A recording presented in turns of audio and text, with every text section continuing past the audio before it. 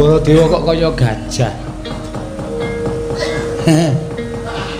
Kyai Kresna piye? Inggih.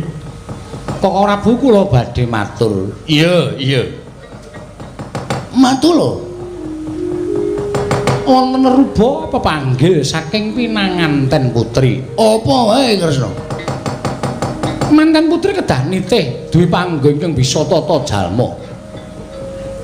Sabanjure ngajengipun temanten putri kedah dipun beksani Wanara Kusika Seta. Wah, Wanara Tusya Seta. Kusika Seta, Kusika. Kusya Wanara. Gamelan Lokananta, kayu klepu Dewandaru Gedang Mas Debuk Sasa Puscide Parijata Kencana. Gamelan Lokananta tinabuh Ratu Sewu Negara. Mekaten menika kedah dipun aturaken Kaka Prabu Baladewa Bagong. Wah. Nganggo Bagong. Apa anggep aku ora ngerti kok iki. Ayo salin. Ora pantes nganggo wujud Nalendra Mandura kaya ngono ku ndak malah dadi dukaning Kaka Prabu meneh. Ayo salin. Kresna. Hus. Ayo lungguh ngisor. Waduh konangan iki.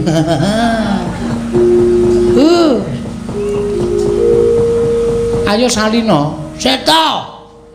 Kula niku ora dong kok iso dadi Baladewa niku kula le salin pripun ya ora dong. Ngerti-ngerti kula mabrubut sambat karo Bapak Mar aku arep dinenggala karo Baladewa. Aku tulungono Mar. Ngerti-ngerti kok kaya ana mega ngelem awak kula makslub terus kula dadi Baladewa. Lah arep salin pripun? Lah Petruk nek ndi? Truk. Rene lho. Piye ana masalah apa? Ora ana masalah. Konangan karo Satpol PP. Wo Sinuwun Darawati. Iya, lah iki sing dandani sapa? Mboten ngerti. Oh nggih wujude ngenten dhewe kok. Wo lah yen ngono pancen niate kuwi pancen bapakmu sing kirim kekuatan karo kowe. Nggih. Sing iso mbalekke ya mung aku. Kowe urung rampung kok dibalekke. Kowe aja sembrono lho wongamu. Kene nyaketo kene. Gak ndak dicocok ora.